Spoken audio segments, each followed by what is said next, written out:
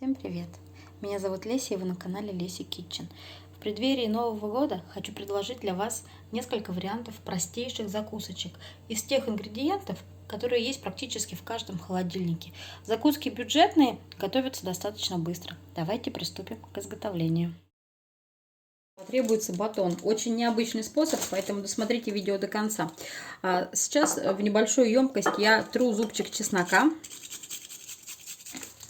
Добавляю растительное масло. Ну и немножечко так размешаем. Батон режем толщиной примерно 1,5 сантиметра. Сейчас начинается колдовство. Берем любую стопочку или что-то тяжеленькое и вот так вот заминаем батон, формируя таким образом дно. Вот видите? Получается у нас такая прекрасная полость для фарширования.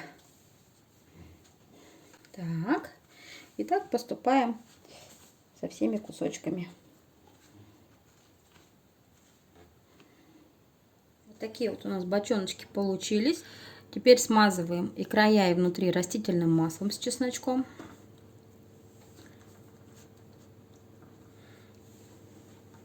Так, все смазала. Теперь отправляю в духовку для подрумянивания. Духовка предварительно разогрета. Пока батон у нас подрумянивается, режу лук и укропчик.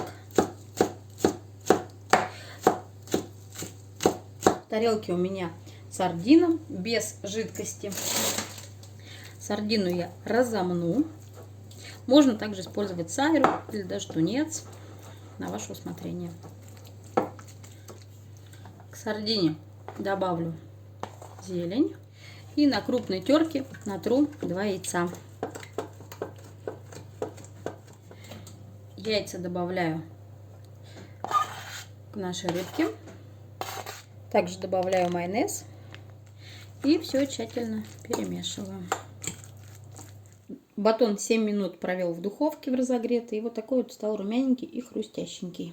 Сейчас мы его остудим и будем начинять. Что, друзья, наши бочоночки остыли, теперь их можно прекрасно начинить. Вот такие вот замечательные бочоночки у нас получились. Попробуйте, приготовьте. В большую емкость я тру зубчик чеснока. Добавляю растительное масло. Батон режем толщиной примерно 1,5 сантиметра. Берем любую стопочку или что-то тяжеленькое и вот так вот заминаем батон, формируя таким образом дно. Вот видите? Теперь смазываем и края, и внутри растительным маслом с чесночком. Отправляю в духовку для подрумянивания. Так, батон у нас в духовке подрумянился. Теперь нам нужно взять творожный сыр и начинить бочоночки творожным сыром.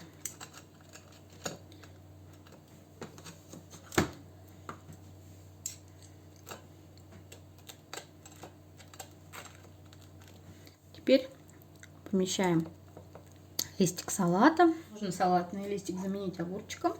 И теперь выкладываем кусочки форели или семги. Одна из любимых закусочек.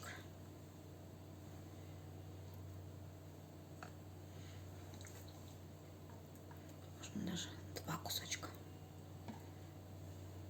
Такие вот расчудесные бутерброды у нас получились. Самое главное, что батон очень хрустящий и в то же время мягкий. Попробуйте, приготовьте. Нам также потребуется яйцо, сыр, чеснок, майонез, крабовые палочки. Также еще потребуется зелень укропа и копченая паприка. Ну и чуть не забыла про маслины. Яйцо трем на средненькой терочке. На ней же будем тереть сыр и чеснок. Прям сюда же к яйцу трем чеснок. Сюда же к яйцу сыр. И теперь крабовые палочки.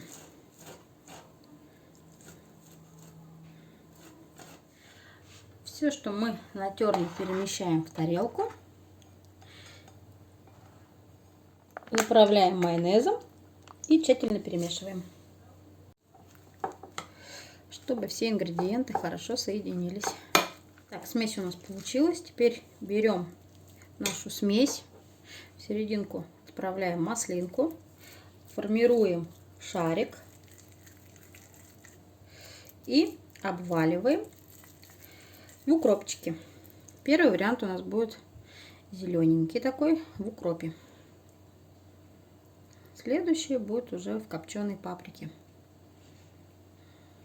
Зелененький шарик у нас получился. Остальные шарики мы обваливаем в копченой паприке. Она не имеет горького вкуса, она просто такой пикантность придает. Вот такие вот чудесные шарики у нас получились. Следующая закуска у нас будет из огурца. Мы будем готовить закусочный ролл с огурцом. Перво-наперво нам нужно будет натереть на мелкой терке плавленый сырок. И сюда же к сыру чесночок. Либо выдавить через пресс. Сыр выбирайте без заменителя молочного жира, иначе на вкусовые качества очень сильно повлияет. Добавляем майонез. Тщательно перемешиваем. Теперь нам нужно огурец очень тонко нарезать на слайсы, которые будут в последующем роллы. Берем слайс огурца, выкладываем сыр. Теперь берем шпротинку и все это дело закручиваем в ролл.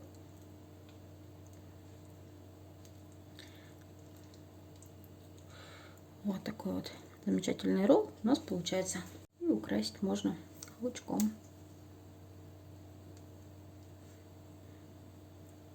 Вот такая вот красота. И так поступаем со всеми огурцами, которые мы уже разрезали. Вот такие вот вкуснейшие роллы из огурца у нас получились. Следующая закуска у нас будет уже с селедкой. Так, разрезаем черный хлеб, какой любите, на кусочки толщиной не больше сантиметра. Я вот такие небольшие буду кусочки делать, буквально на один укусик, 1-2. Потребуется чаша блендера. Разрезаем свеклу, смотря сколько будете готовить таких бутербродиков. Мне будет пол свеклы достаточно. Добавляем творожный сыр. Творожный сыр можно заменить на творог. Ну и подсолить, естественно. Теперь при помощи блендера все измельчаем. Такая консистенция у нас получилась. Такой свекольный мусс. Наш свекольный мусс выложить на хлеб. Хлеб обязательно, чтобы был черный.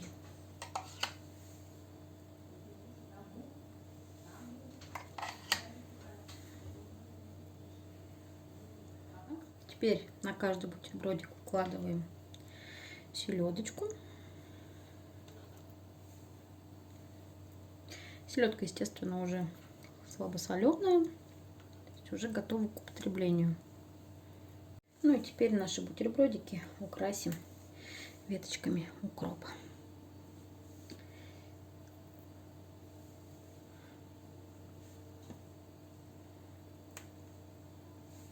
Вкуснейшие бутербродики. Кстати, если вам не нравится творожный сыр и не хотите добавлять творог, то можете запросто взбить все ингредиенты для селедки под шубой. То есть еще морковка, свекла, картофель.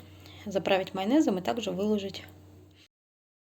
Друзья, ну и, пожалуй, самые простые закусочки у нас будут канапе.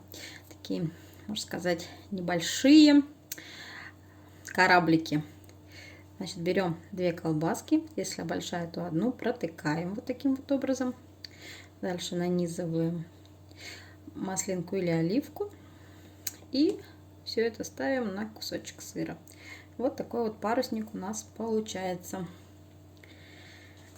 Повторяем процедуру. Таким вот образом волнообразно протыкаем колбаску, маслинку, кусочек сыра. Вот так вот. Друзья, вот такие вот замечательные канапе в виде парусников у нас получились. Вот такая красота у нас с вами получилась. Мы сами отлично постарались и готовы удивлять и угощать наших гостей. С наступающим Новым годом!